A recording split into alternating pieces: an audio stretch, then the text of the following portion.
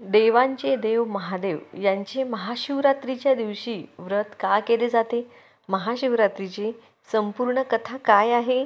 महाशिवरात्री आपण साजरी का करतो? अशा विविध प्रकारच्या प्रश्नांची उत्तरे आपण आजच्या व्हिडिओमध्ये बघणार आहोत.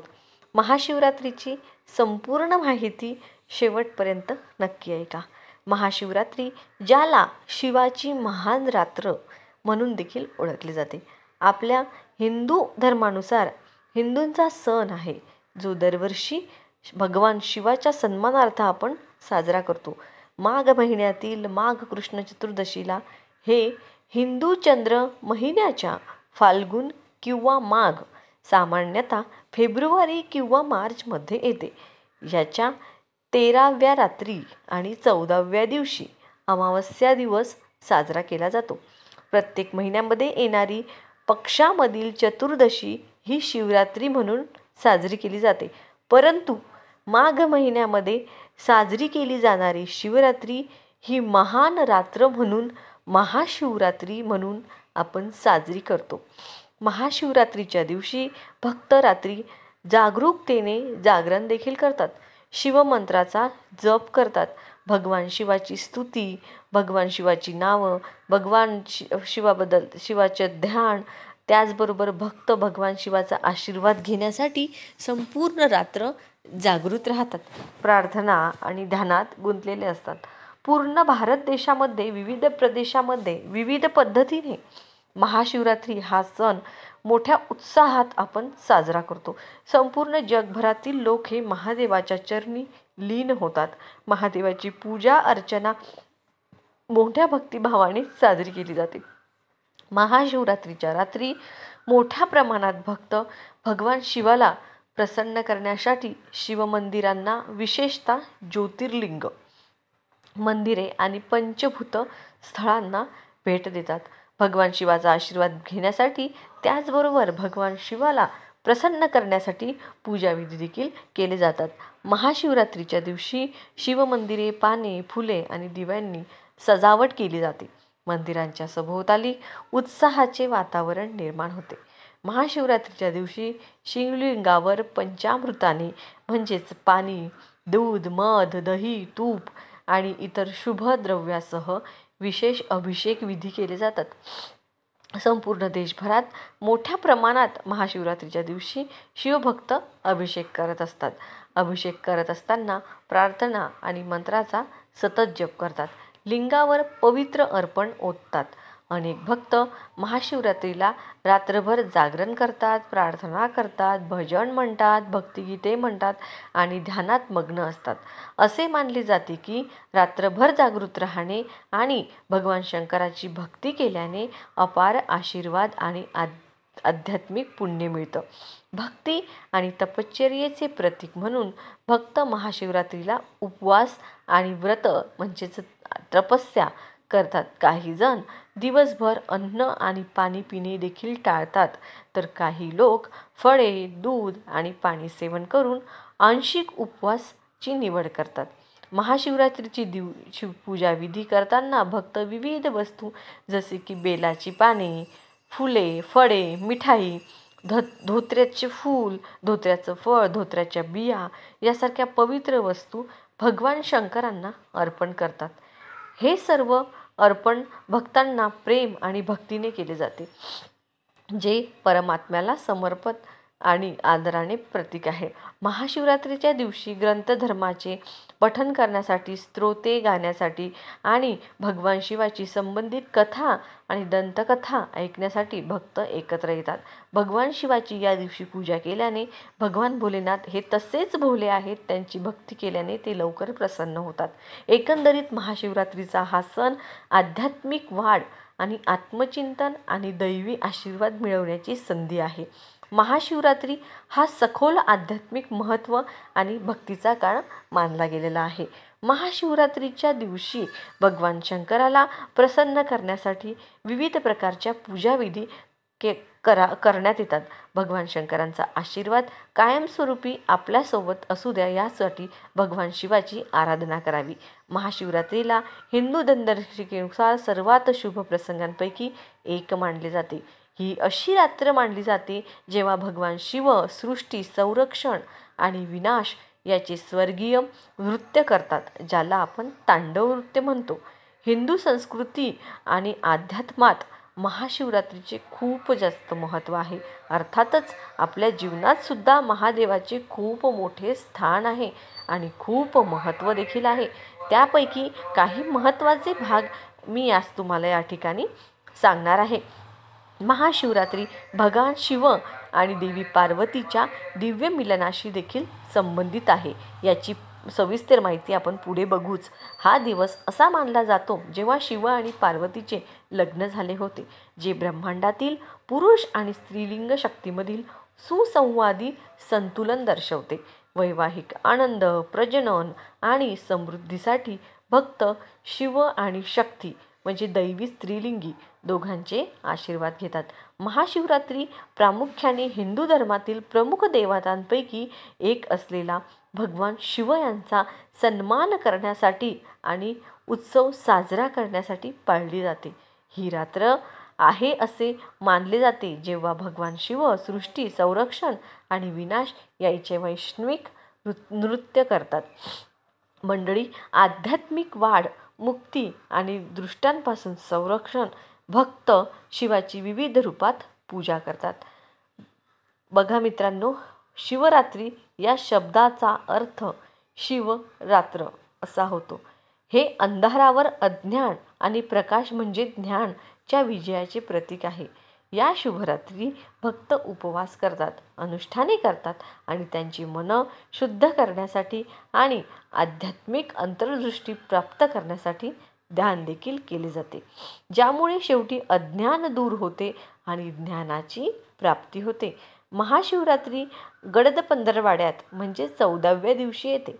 चंद्राचा अस्त होणारा टप्पा शांतता आणि आत्मनिरीक्षणाचा काळ दर्शवतो असे देखील मानले गेले आहे. या रात्री पृथ्वीवरील नैसर्गिक ऊर्जा अशा प्रकारे संरेखित केली जाते की ध्यान आणि आध्यात्मिक पद्धतीचा जास्तीत जास्त फायदा होत असतो. पुनरुत्पादनात आणि आंतरिक परिवर्तनासाठी हा योग्य काळ मानला गेला आहे. मित्रांनो, हिंदू पौराणिक कथेनुसार महाशिवरात्री हा प्रसंग चिन्हांकित करते जेव्हा भगवान शिवाने समुद्र मंथनातून दरम्यान विष हलाहल प्राशन केले विश्वाचे रक्षण करण्यासाठी. परिणामी शिवाच्या बलिदानाचे अनुकरण करण्यासाठी, त्यांचे शरीर शुद्ध करण्यासाठी आणि संरक्षण आणि कल्याणासाठी त्यांचे दैवी आशीर्वाद मिळवण्यासाठी देखील भक्त या दिवशी उपवास करतात आणि कठोर तपश्चर्या करतात. अर्थातच महाशिवरात्रीला भक्ती, शुद्धीकरण आणि आंतरिक तपश्चर्या याला आध्यात्मिक महत्त्व अधिक आहे. धर्म, धार्मिकता, कुर्म, कृती आणि मोक्ष, मुक्ती च्या शाश्वत तत्वांचे स्मरण करून देणारे आहे, जे भगवान शिवाचे मूर्त रूप दिले आहे. भक्तांना सद्गुण, करुणा आणि आत्मसाक्षात्काराचे जीवन जगण्यास प्रेरित करते. भगवान शिवाला शरण जाण्यासाठी आणि मन शुद्ध करण्यासाठी शिवाची मनापासून भक्ती आणि उपवास महाशिवरात्रीच्या दिवशी केला जातो. महाशिवरात्रीच्या दिवशी भगवान शिवाला प्रसन्न करण्यासाठी कशा प्रकारे भक्ती आपल्याला करता येईल याची आपण काही मुद्देसुद्धा या ठिकाणी बघणार आहोत. भक्ती आणि तपश्चर्येचे प्रतीक म्हणून भक्त महाशिवरात्रीला कडक उपवास करतात.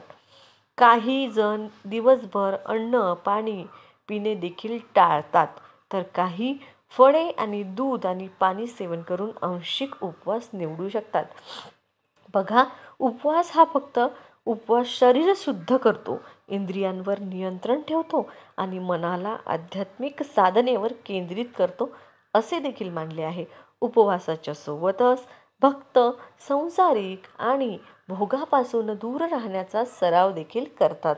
ते अल्कोहोल, तंबाखू आणि इतर उत्तेजक पदार्थांचे सेवन देखील टाळतात आणि फालतू क्रियाकलापांमध्ये गुंतणे टाळतात.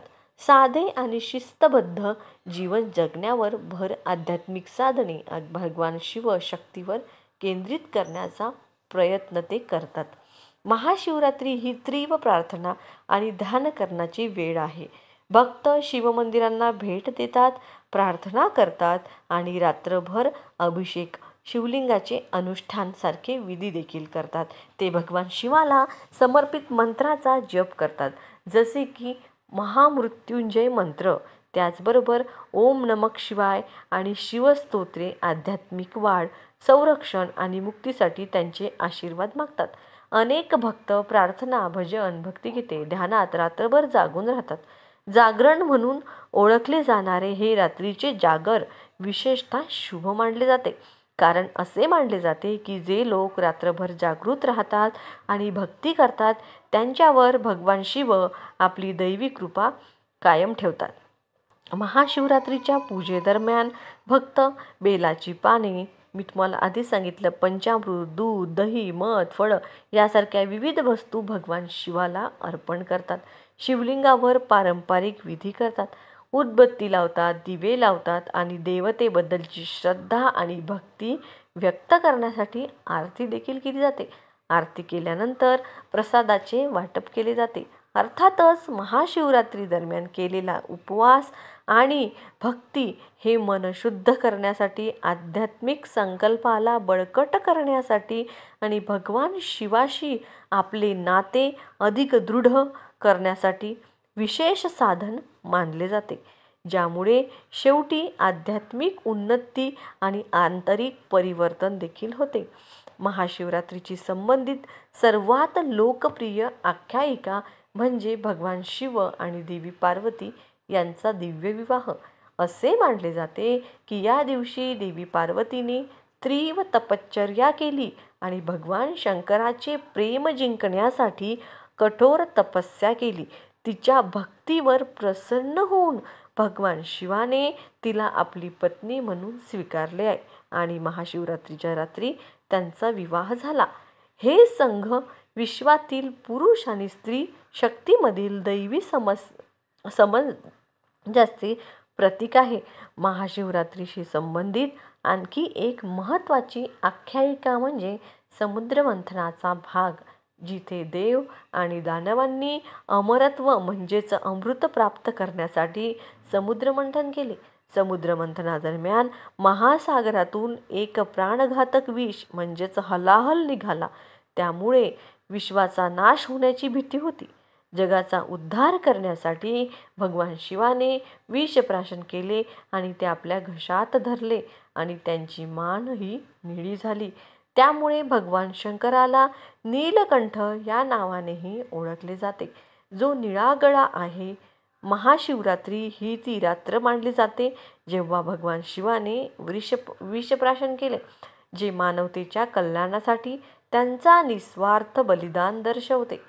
हिंदू पौराणिक कथेनुसार भगवान शिव हे वैश्विक नर्तक आहेत, जे तांडव निर्मिती, संरक्षण आणि विनाश यांचे दैवी नृत्य करतात.